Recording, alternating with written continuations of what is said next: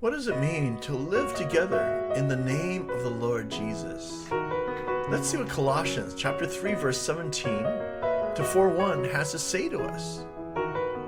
Colossians 3:17 says, "And whatever you do, in word or deed, do everything in the name of the Lord Jesus, giving thanks to God the Father through him."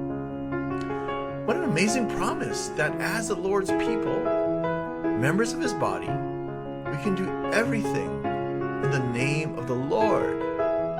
Living in the name of the Lord means that we live in his active presence. He works actively among us and through us, and his authority and power.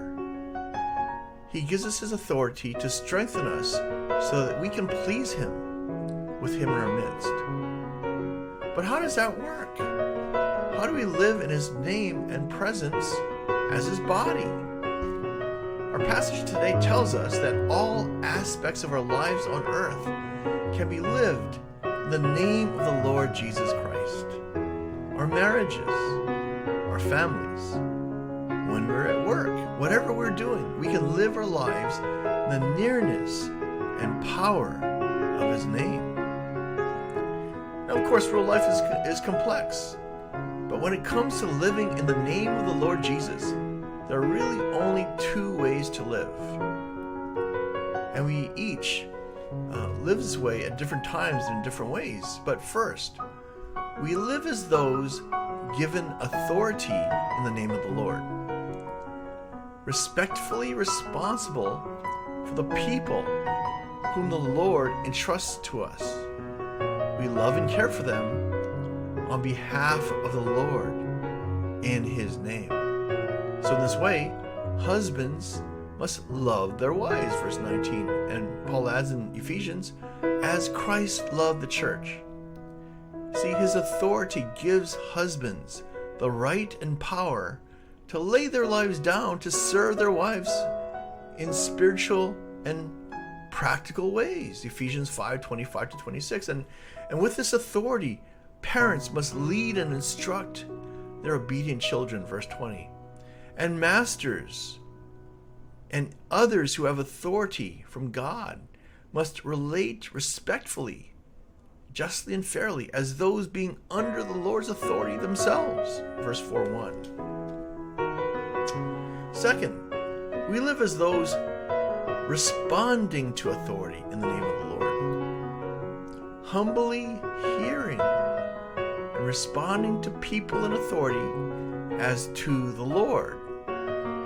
So, wives must submit, that is, be subject or humble with their husbands, and servants, anyone committed to serving in any capacity, they must respond to those in authority, because the way they respond to these authority figures ultimately reflects how they respond to the Lord himself. And all of us, and we all are called to be subject to one another in the body, recognizing that Christ is in all members of his body, and we need to be subject,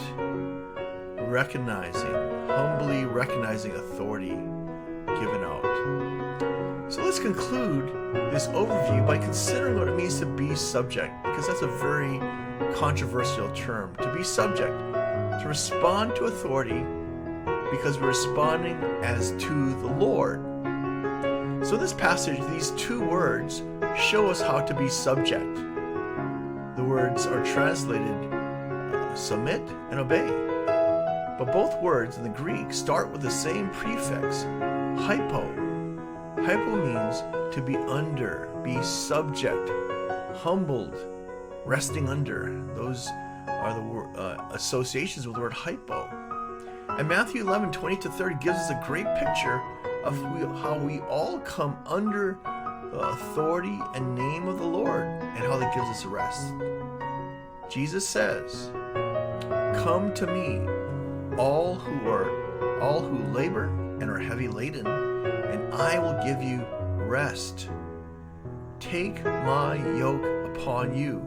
Yoke or authority, they're synonymous, right? "Take my yoke upon you and learn from me, For I am gentle and lowly in heart. Notice a respectful responsibility, right? I'm gentle and lowly in heart, and you will find rest for your souls. For my yoke is easy and my burden is light. Matthew 11:28-30. So first, the word for translated to submit is hypotasso. It literally means to be under someone's care so that we can arrange or organize our lives properly. That is, wives are subject to their husband's care so that they can be receptive to their husbands and their care. And this humility arranges and organizes every area of their lives. Then the word translated obey, is the word hypoakouo, to humbly hear and respond to those with responsibility over us. For we are responding as to the Lord himself. Colossians 3:23-24 says this: whatever you do, work heartily as for the Lord, not for men, knowing that from the Lord you will receive the inheritance as your reward. You are serving the Lord Christ. So the way we treat or respond to authority figures is ultimately as to the Lord.